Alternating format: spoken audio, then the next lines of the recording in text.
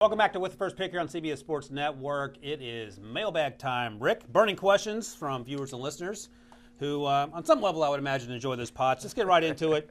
At Vegas Time 1, ask a really good question. We've talked about this wide receiver class to death here in terms of how good it is. Where would you rank the top three receivers in this class compared to the last 5 drafts? Of course, Marvin Harrison Jr., Malik Neighbors, and Rome Odunze all have a chance to be a top 10 pick. Rick, take it away, because I looked at your list for the first time just moments ago, and I was aghast. Well, again, because you're not listening to the question. Okay, and you have to listen to the question. The question was when they were coming out in the draft, not what Waddle's done since he's been in the league, not what Jefferson or Chase has done since they've been in the league. As they come out in the draft, how would you have them stack? So I went Marvin Harrison Jr., Chase, Jefferson, then Neighbors, CeeDee Lamb, Garrett Wilson, then Odunze, Brian Thomas Jr., Jalen Waddle, and Devontae Smith. Both of those were down there a little bit because we were concerned about size. Right. Okay. No, well, I get it. Do you get it or you don't get it, or are you still aghast, whatever the heck that means? In your defense, you've been talking about Marvin Harrison Jr. forever, except last year at the CJ Stroud Pro Day, where I wasn't allowed to talk about Marvin Harrison Jr. But now that he's coming out, he's special, and I don't care that he didn't run. Jamar Chase coming out, though, that was the Penei Sewell-Jamar Chase conversation if you were the Bengals. Both teams, Detroit and Cincinnati, made the right decision. But Jamar Chase, there were very few questions about him, right? Yeah, except wasn't it the COVID year where he didn't play? He took the year off. That was a little bit different. They rolled the ball out. He didn't show up. Yeah. And what was the concern, because you took Justin Jefferson as the 5th wide receiver in that class the year before, I believe. What was the concern with Justin Jefferson? I knew he played in the slot a little bit because of Jamar, but other than that, were there any concerns? No. Oh.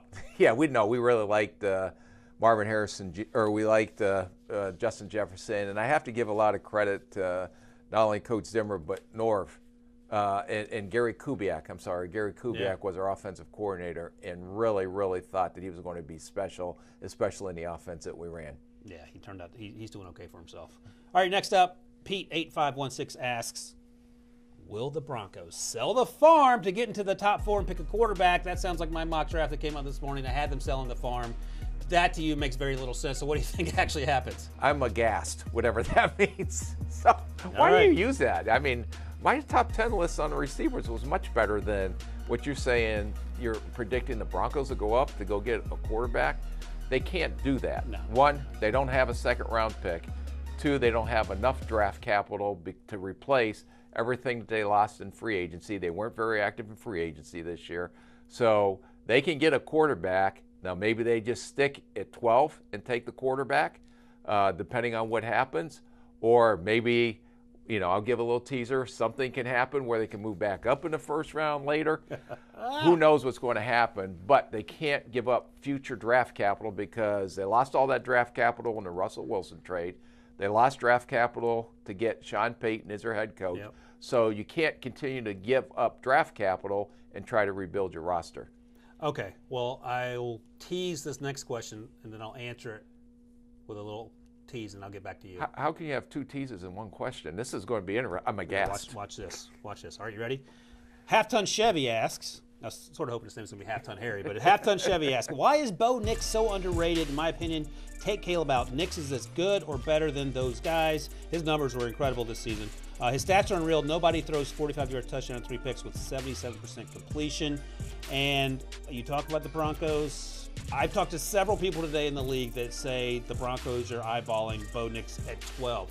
One, does that shock you? And then Half-Ton Chevy's question is, why is Nix being underrated? I think he's being underrated because of Oregon's offense and because 77% of his completions, 76% were screens. So there's a lot of quick-hitting throws, right, a lot of RPOs. I think the concern that NFL teams had was, can he run an NFL offense? And so I think that that's getting answered as teams probably had private workouts with him, probably met him, probably put NFL offenses on the board, see how well he picked those up. So through this pre-draft process, he may have answered those questions, but I think he was getting downgraded because of Oregon's offense. And whatever ungodly amount of touchdowns he threw, how many of those were less than 10 yards? All right, one-word answer. Are you surprised that potentially Bo Nix at 12 to Denver is a thing? Yes. All right, the other question producer Stryker wants me to ask you, and the actual question from Halfton Harry, he writes, IMO, take Caleb. Producer Stryker wants to know, do you know what IMO means?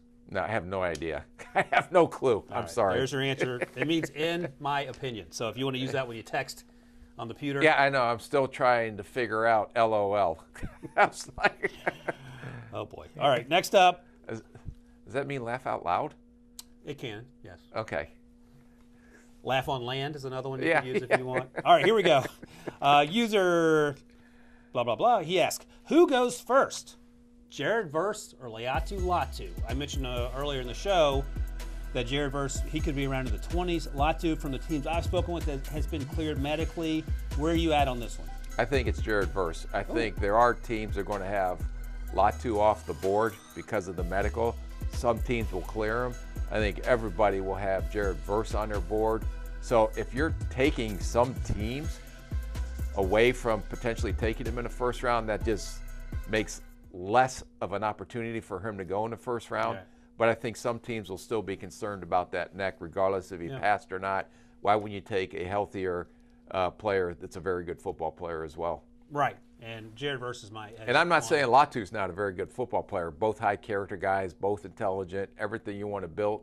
The question comes down to medical. Which guy do you want from a medical standpoint? Right. No, I get it. That makes sense.